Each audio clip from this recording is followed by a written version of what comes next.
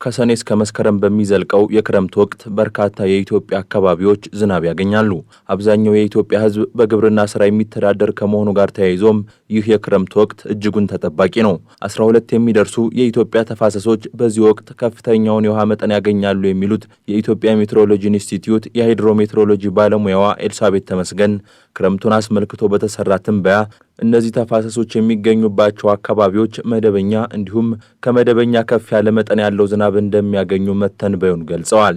በአባይ፣ በባሮ አክቦ፣ በላይኛውና በመካከለኛው ኦሞ ግቤ፣ የተከዜ፣ አፋር ደናክል፣ የላይኛውና የመካከለኛው አዋሽ፣ የላይኛው ገናሌ ደዋ፣ ዋቢ ሸበሌ፣ ስምጥ ሸለቆንም ጨምሮ በአብዛኛው ከመደበኛ እስከ ከመደበኛ በላይ የሆነ የዝናብ ሁኔታ እንደሚያገኙ ፎርካስት ተደርጓል። ለግድቦችም ሆነ በዛ ለሀገራችን ተፋሰሶች ጥሩ የሆነ የውሃ ግባት ከሌሎች ወቅቶች አንፃር የሚገኝበትና የሚጠበቅበት ወቅት ነው ማለት ነው። ስለዚህ ይሄ መደበኛና ከመደበኛ በላይ መሆኑ ለሀገራችን ጥሩ የተሻለ የሆነ የውሃ አቅም የምናገኝበትና ግድቦቻችንም ጥሩ የሆነ የውሃ ግባት የሚይዙበት ክረምት እንደሚሆን ወይም ወቅት እንደሚሆን ሙሉ በሙሉ መናገር ይቻላል። ለሰው ለእንስሳትም ሆነ ለእጽዋት ውሃ እጅግ አስፈላጊ የመሆኑን ያህል ከከፍተኛ የዝናብ መጠን ጋር በተገናኘ የሚፈጠሩ የጎርፍ አደጋዎች በሕይወትና በንብረት ላይ አደጋ ሲያስከትሉ በተደጋጋሚ ተስተውሏል። ቅጽበታዊ ጎርፍ እንዲሁም የወንዝ ሙላት ከፍተኛ ጉዳት ከሚያስከትሉባቸው አካባቢዎች መካከል አንዱ በሆነው የደቡብ ኦሞው ዳሰነች ወረዳ የተከሰተውና በርካቶችን ከቤት ንብረታቸው ያፈናቀለው የባለፈው ክረምት የወንዝ ሙላት ከመሰል አደጋዎች መካከል የሚጠቀስ ነው።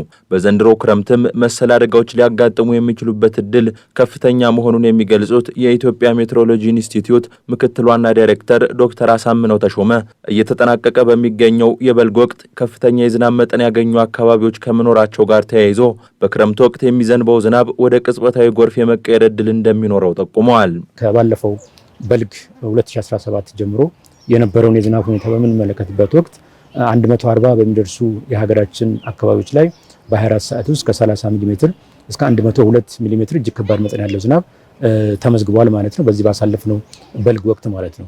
እስከሆነ እንግዲህ በቀጣዩ የክረምት ወቅት በተለይም በሐምሌና በነሐሴ ተደጋጋሚነት ያለው ከባድ መጠን ያለው ዝናብ እንደሚኖር ነው የትንበያ መረጃዎቻችን የሚጠቁሙት ማለት ነው። ስለሆነም ይሄ የሚኖረው የዝናብ መጠንና ስርጭት ጠቀሜታው እጅግ ከፍተኛ ነው። በአንጻሩ ግን በሀገራችን በከተሞችም ይሁን የጎርፍ ተጋላጭ በሆኑ የሀገራችን አካባቢዎች ላይ ለአብነትም በአዋሽ ተፋሰስ በስምጥ ሸለቆና በኦሞ ግቤ እንደዚሁም በአባይ ተፋሰስ አካባቢዎች ላይ የሚኖር ተደጋጋሚነት ያለው ከባድ መጠን ያለው ዝናብ ወደ ቅጽበታዊ ጎርፍ የመቀየር እድል ሊኖረው ይችላል ማለት ነው። በከተሞች እንዲሁም በሌሎች ለጎርፍ ተጋላጭ በሆኑ አካባቢዎች ላይ ሊያጋጥሙ ከሚችሉ ቅጽበታዊ የጎርፍ አደጋዎች በተጨማሪ የወንዝ ሙላት በተደጋጋሚ የሚከሰትባቸው አካባቢዎች ላይ በዘንድሮ ክረምትም ተመሳሳይ ሁኔታ የመፈጠሩ እድል ከፍተኛ ስለመሆኑ ነው የተነገረው። ሊከሰቱ የሚችሉ አደጋዎችን ለማስቀረት የጥንቃቄ ስራዎችን ማከናወን እንደሚገባ የጠቆሙት ዶክተር አሳምነው የሚገኘውን ዝናብ በአግባቡ መጠቀም የሚቻልባቸው ሁኔታዎች ላይ አተኩሮ መስራት እንደሚያስፈልግም ጠቁመዋል።